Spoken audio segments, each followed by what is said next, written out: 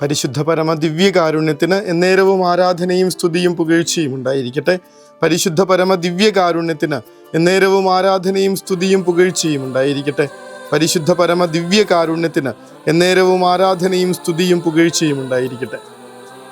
എന്താണെന്നറിയില്ല ഈ രക്തസാക്ഷികളെ സഭ ഇത്രമാത്രം ആഘോഷിക്കുന്നത് എന്ന് പലപ്പോഴും ചിന്തിച്ചിട്ടുണ്ട്. ഇന്ന് വിശുദ്ധ പോൾ മിക്കിയുടെയും കൂട്ടുകാരുടെയും തിരുനാളാണ്. പിന്നീട് അവരുടെ ജീവചരിത്രമൊക്കെ വായിച്ചു പോകുമ്പോൾ അന്നത്തെ കാലത്തെ ഒന്ന് കൂട്ടിവെച്ച് വായിക്കുമ്പോൾ മനസ്സിലാവുന്നുണ്ട്, ജപ്പാനിൽ ക്രൈസ്തവ വിശ്വാസം വളരാൻ കാരണക്കാരായതിൻ്റെ പ്രധാനികൾ ഇവരായിരുന്നു. അതുകൊണ്ട് തന്നെയാണ് സഭ ഇത്രമാത്രം പ്രാധാന്യത്തോടു കൂടി ഇവരുടെ തിരുനാൾ ആഘോഷിക്കുന്നത്.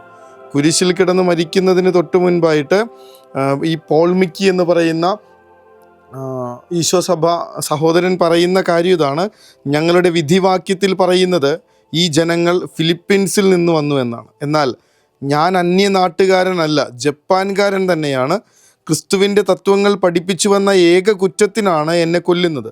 ശരിയാണ്, ഞാൻ ക്രിസ്തുവിൻ്റെ തത്വങ്ങൾ പഠിപ്പിച്ചു. ഇക്കാരണത്തിനാണ് ഞാൻ മരിക്കുന്നതെന്നോർത്ത് ഞാൻ ദൈവത്തിന് നന്ദി പറയുന്നു. ക്രിസ്തുവിൻ്റെ മാതൃകയനുസരിച്ച് ഞാൻ എൻ്റെ ഘാതകരോട് ക്ഷമിക്കുന്നു. അവരെ ഞാൻ വെറുക്കുന്നില്ല. എല്ലാവരുടെയും മേൽ കൃപയുണ്ടാകണമെന്ന് ഞാൻ അപേക്ഷിക്കുന്നു.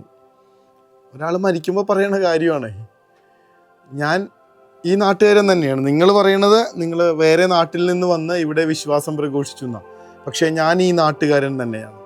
ക്രിസ്തുവിനെ പ്രഘോഷിച്ചു എന്നുള്ളൊരൊറ്റ കാരണം കൊണ്ടാണ് നിങ്ങളെന്നെ കൊല്ലാൻ നോക്കുന്നത്. ശരിയാണ്, ക്രിസ്തുവിനെ പറഞ്ഞതിൻ്റെ പേരിലാണ് ഞാൻ ക്രിസ്തുവിൻ്റെ തത്വങ്ങൾ പഠിപ്പിച്ചു. എന്തൊരു ധൈര്യത്തോടെ പറയണേ, നിങ്ങൾ എന്നെ കൊല്ലണത് ഇതിനാണ് എന്നാണ് നിങ്ങൾ പറയണേ. അത് ശരിയാണ്, ഞാൻ ക്രിസ്തുവിൻ്റെ തത്വങ്ങൾ പഠിപ്പിച്ചു. ഈശോയെ ഞാൻ പ്രഘോഷിച്ചു. ഇക്കാരണത്തിനാണ് ഞാൻ മരിക്കുന്നതെന്നോർത്ത് ഞാൻ ദൈവത്തിന് നന്ദി പറയുന്നു. മരിക്കുമ്പോൾ ഒരാൾക്ക് എങ്ങനെയാണ് നന്ദി പറയാൻ പറ്റണേ? അത്രയ്ക്ക് ധീരമായിട്ടുള്ള വിശ്വാസം കണ്ടിട്ടാണ് ആ നാട് ഇങ്ങനെ ക്രിസ്തുവിലേക്ക് ചായാൻ തുടങ്ങിയത്. ജപ്പാൻ എന്ന് പറയുന്ന ഒരു നാട്ടിൽ ക്രൈസ്തവ വിശ്വാസത്തിൻ്റെ വേരുകൾ ആഴ്ത്തി തുടങ്ങിയത് ഈ ഒരു ധീരനായ രക്തസാക്ഷിയുടെയും അദ്ദേഹത്തിൻ്റെ കൂടെ രക്തസാക്ഷിത്വം ചൂടിയ കൂട്ടുകാരുടെയും ഒക്കെ ധീരമായിട്ടുള്ള വിശ്വാസം കണ്ടിട്ടാണ്. ക്രിസ്തുവിന് വേണ്ടിയാണ് മരിക്കുന്നതെന്ന് ഓർത്ത് ഞാൻ ദൈവത്തിന് നന്ദി പറയുന്നു എന്ന് പറയണം. അപ്പോൾ സ്വാഭാവികമായിട്ട് മനുഷ്യർ ചോദിക്കും, നിങ്ങൾ ഈ മരിക്കുന്ന ക്രിസ്തു ആർക്ക് വേണ്ടി മരിക്കുന്നോ ആ ക്രിസ്തു ആരാണ്? അങ്ങനെയാണ് ക്രിസ്തുവിലേക്ക് ജപ്പാൻ്റെ മനസ്സ് ഇങ്ങനെ പതുക്കെ പതുക്കെ തുറന്നു തുടങ്ങിയത്. ഇത്ര ധീരരായ രക്തസാക്ഷികളെ അവരുടെ ഓർമ്മയെ നമ്മൾ ആഘോഷിച്ചല്ലേ പറ്റുള്ളൂ. ക്രിസ്തുവിന് വേണ്ടി സ്വന്തം ജീവൻ കൊടുക്കാൻ മനസ്സായ രക്തസാക്ഷികൾ. സുവിശേഷത്തിൽ നമ്മൾ കാണുന്നത് അതുപോലുള്ള ഒരാളെ തന്നെയാണ്. സ്വന്തം സ്നേഹിതന് വേണ്ടി ജീവൻ ബലിയർപ്പിക്കുന്നതിനേക്കാൾ വലിയ സ്നേഹം എന്താണ് ഉള്ളതെന്ന് ചോദിച്ച ക്രിസ്തുവിൻ്റെ വചനങ്ങൾ അന്വർത്ഥമാക്കിയ ഒരു മരണം നമ്മൾ കാണുന്നുണ്ട്, ഒരു രക്തസാക്ഷിത്വം നമ്മൾ കാണുന്നുണ്ട്. വിശുദ്ധ സ്നാപക യോഹന്നാൻ്റെ മരണമാണ്, കൊലയാണ് നമ്മൾ കാണുന്നത്.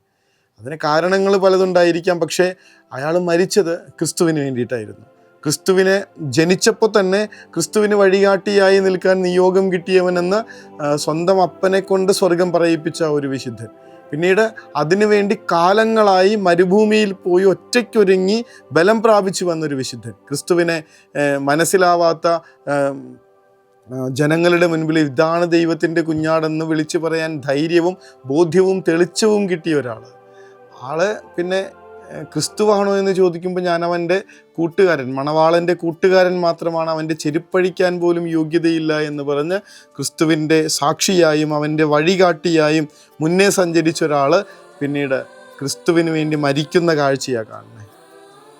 സ്വന്തം സ്നേഹിതന് വേണ്ടി ജീവൻ ബലി കഴിക്കുന്നതിനേക്കാൾ വലിയ എന്ത് സ്നേഹമാണുള്ളതെന്ന് ഈ വിശുദ്ധർ നമ്മളോട് ചോദിക്കുന്നുണ്ട്. കർത്താവ് നമ്മുടെ സ്നേഹിതനാണെന്നറിയാമല്ലോ. പലതവണ നമ്മൾ പറഞ്ഞിട്ടുള്ളതാണ്, ഞാനിനി നിങ്ങളെ ദാസന്മാരെന്ന് വിളിക്കില്ല, നിങ്ങളെ ഐ കോൾ യു ഫ്രണ്ട്സ്, ഞാൻ നിങ്ങളെ സ്നേഹിതന്മാരെന്ന് വിളിച്ചു. ആ സ്നേഹിതന് വേണ്ടി ജീവൻ പോലും കൊടുക്കാനായി തയ്യാറാകുന്ന വിശുദ്ധര് നമ്മളെ വെല്ലുവിളിക്കുന്നുണ്ട്. നിങ്ങൾ എന്താണ് ഈ സ്നേഹിതന് വേണ്ടി ചെയ്തിട്ടുള്ളത്?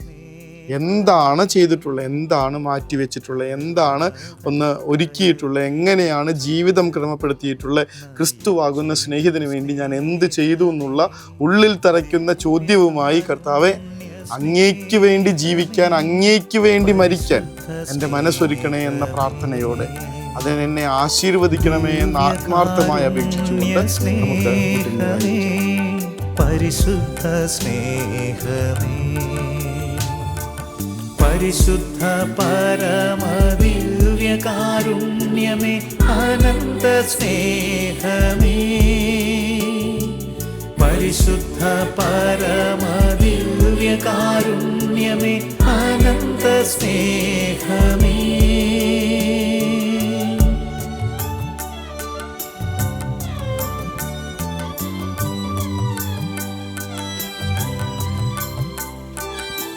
പരിശുദ്ധ പരമ ദിവ്യകാരുണ്യത്തിന് എന്നേരവും ആരാധനയും സ്തുതിയും പുകഴ്ചയും ഉണ്ടായിരിക്കട്ടെ. പരിശുദ്ധ പരമ ദിവ്യകാരുണ്യത്തിന് എന്നേരവും ആരാധനയും സ്തുതിയും പുകഴ്ചയും ഉണ്ടായിരിക്കട്ടെ. പരിശുദ്ധ പരമ ദിവ്യകാരുണ്യത്തിന് എന്നേരവും ആരാധനയും സ്തുതിയും പുകഴ്ചയും ഉണ്ടായിരിക്കട്ടെ. ഈ വിശുദ്ധന്റെ വാക്കുകളൊന്നുള്ളിൽ സൂക്ഷിക്കണം. ക്രിസ്തുവിന് വേണ്ടി മരിക്കുന്നു എന്നുള്ളതിൽ ഞാൻ ദൈവത്തിന് നന്ദി പറയുന്നു. എന്തൊരു സന്തോഷത്തോടു കൂടെയാണ് ഒരാൾ മരണത്തിലേക്ക് പോകുന്നത്. അതെൻ്റെ കർത്താവിന് വേണ്ടിയാണെന്നുള്ള ബോധ്യമുള്ളത് കൊണ്ടാണ്. കർത്താവ് ചെയ്യുന്നതെല്ലാം അങ്ങേക്ക് വേണ്ടി എന്നുള്ള ചിന്ത എൻ്റെ ഉള്ളിൽ നിറയുമ്പോൾ എനിക്ക് ഈ ലോകത്തിന് തരാൻ സാധിക്കാത്ത വലിയ സന്തോഷം കൊണ്ട് തുള്ളിച്ചാടാൻ പറ്റും.